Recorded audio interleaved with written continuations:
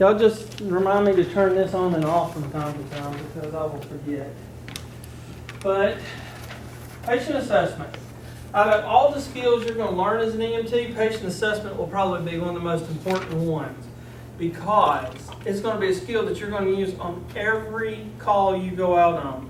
Now, some people do not recognize this as a skill per se. However, it is a skill. So it takes practice to get good at it. It takes repetition and it takes time. And it's something that we're going to utilize to help us figure out what's going on with our patients so that we can take all this advanced stuff that we're learning and apply it to them based on the information we're going to obtain from our assessment. Now I'm going to skip through the blah, blah, blah, blah slides. I always hate those slides it's like, oh, this is what you're going to learn. Let's just get into what we're going to learn, right? Let's just start learning. So one thing I would like to happen here is I'd like some interaction. Y'all are just like too dead. If we have to, we're going to go outside and run around the building, do an Easter egg hunt or something, okay? Y'all wake up. It's not that bad. I've been going all day. And that's John. I was on the road this morning at 4:30. I've been covering fire all day teaching. I'm here all night teaching. I shoved down a double cheeseburger in record time, didn't I? Yeah. So I get here. So my tummy starts rumbling. That's why. So, all right. So we're going to end up mastering this skill. Okay. Now this is a nice little video here. Let me see if I can pull that video up for you. I know I got it in here.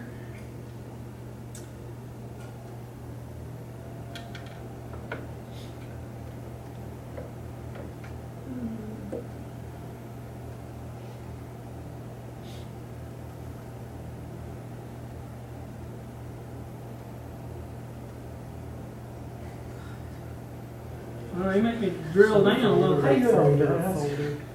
This one. It's like, go here.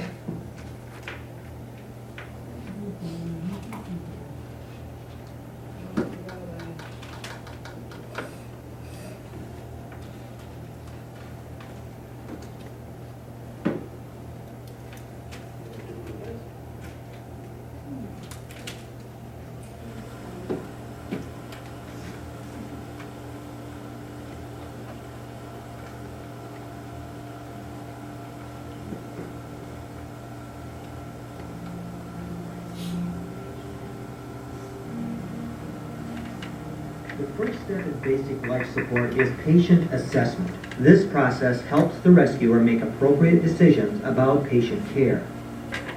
A patient assessment is performed on every call, and many of the assessments are often repeated on the same patient during treatment. Always use appropriate body substance isolation precautions prior to beginning patient care. That was interesting, wasn't it?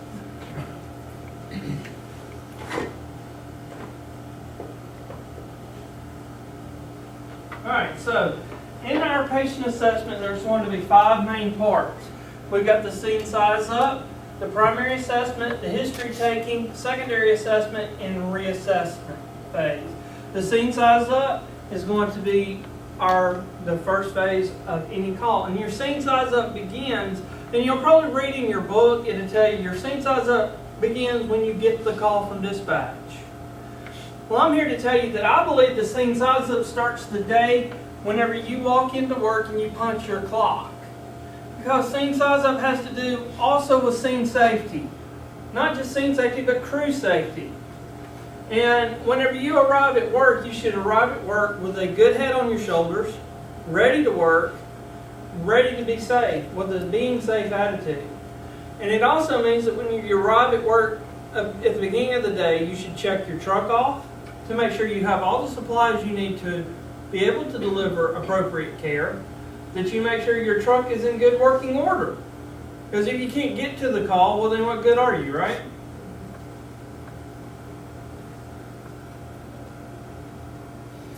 Also, whenever we are performing a patient assessment, we're going to see a multitude of signs and symptoms.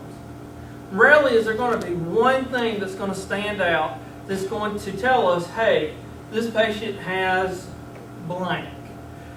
We're going to take in the entire scene, and rarely is it going to be one sign or one symptom or one clue.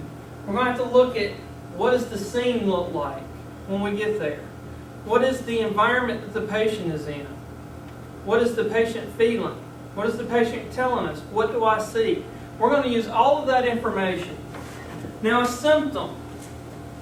A symptom is a subjective condition. Can somebody tell me what subjective means? Not objective, it's interpreted. By who? By you. Subjective? By the patient. Subjective is by the patient. Oh, right. All right, so like a subjective thing is going to be like, hey, my leg hurts. Can you see that? No, you can't. So it's subject to the patient to tell you. Something that's objective, this is something that you can see. So if the patient tells you my leg hurts and the bone is sticking out of their leg, well then what is that? Yeah, that's the bone sticking out subjective because I can see that. But them telling me it hurts is subjective. And that goes into, hey, there's different levels of pain. For instance, you have a female who's given birth. Okay? They tend to have a higher tolerance for pain than us guys do. Already got it? Ooh. I tell you all about that. Yeah. For real. So, what, on a pain scale, remember we did the pain scale, 0 out of 10, right? Mm-hmm. So, my 8 may be your 4. No, not really? I'm a big sissy. I had like a 3 millimeter kidney stone. Everybody's like, oh, it's just 3 millimeter. I was like, get it out! Get it! It hurt. I'm crying. My dad always cries to him too. And everybody's like, I gave birth to an 8-pound kid. You got a 3 millimeter. I'm like, I don't care. Bring me the morphine. Bring me everything. This is an emergency here. Clear the OR. Save me. So sometimes things are open to each individual patient. Okay, just because a patient tells you their pain is a 8 doesn't mean it's the same as somebody else's 4, but it doesn't mean that you can write it off, okay? If somebody tells you their pain is something, well then you have to take it at that. So the scene size up. Like I told you, the scene size up, this is how we prepare as we're getting there. Before the call and during the call, at the very beginning of the call. Here it tells us it begins with the dispatcher's basic information, and for the most part it does. It begins by the dispatcher telling you you are responding to a 58-year-old male complaining of chest pain. Now you know what you're going towards, and you should start formulating in your mind what you're going to do, what you're going to look for. What equipment do I need to bring into the house with me to help this patient? And they'll give you more information, hopefully, as it goes on. It's also combined with an inspection of the scene. And we're going to inspect the scene, looking for scene hazards, things that could harm us or others. And we're going to do things to make those hazards less of a problem. Let's watch this one. We'll see if this one gets the Emmy.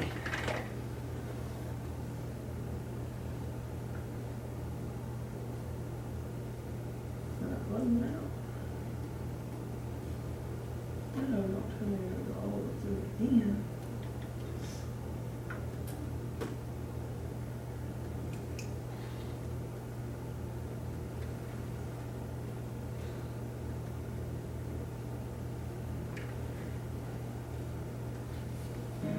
Ensure the scene is safe. Don't put yourself at risk by entering scenes that are dangerous or have not been stabilized.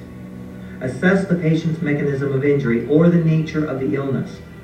Quickly assess the scene to determine if other patients are present. Request additional resources if the number of patients exceeds the capabilities of the initial responding unit. This could include more ambulances, fire departments, heavy rescue, or hazmat response. Determine whether the patient may have injuries to the spine in association with the chief complaint. If you suspect spinal injury, apply appropriate stabilization procedures.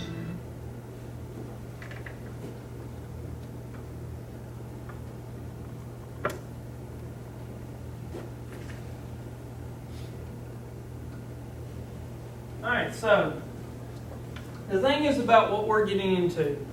We are pre-hospital care providers. We are going to be EMTs and paramedics and advanced EMTs out there. We work in an uncontrolled, unpredictable environment. If you're looking for predictable and controlled, you're in the wrong place. That's what makes us so awesome.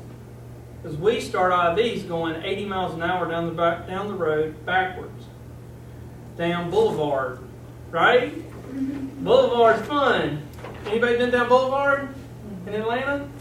Oh yeah, it's rough. Hang on. But we get it done. The public depends on us to be able to show up on an uncontrolled scene, calm things down, take that chaos, control it, and have a decent outcome. Now, it doesn't mean that the outcome is going to always be 100% positive, but we need to make that outcome better than it was when we got there. And whenever we show up, the way we're going to do that is staying calm, cool, and collected, because if we get out of control, then what are the bystanders going to do? They're going to feed off that. You ever heard of the mob mentality? All right, whenever you get there in your ambulance with the lights and sirens and a uniform and a badge on, people are going to look to you for authority and leadership.